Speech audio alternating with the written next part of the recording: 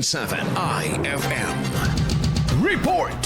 Patuloy na isinusulong ng pamahalang panlalawigan ng La Union ang pagiging premier surfing destination nito sa bansa kasunod ng isinasagawang 2024 World Surfing League World Junior Championships sa Orbistondo, San Juan, La Union. Simula kahapon, nagpasiklaban ang mga dayuhang junior surfers sa Women's Opening Round na magtatagal hanggang January 19 para sa Junior Championship title. Layunin ng surfing competition na isulong ang ecotourism activities na pinatutupad upang makilala pa sa international scene ang lalawigan sa larangan ng surfing. Positibo ang provincial government sa kaganapan dahil magsisilbi itong paraan upang tangkilikin ang mga ipinagmamalaking beaches ng La Union at maiangat ang kulturang Ilocano sa mga bisita. Kasama mo mula dito sa IFM Dagupan. Ito si Idol Jam Victorio, Tatak IFM.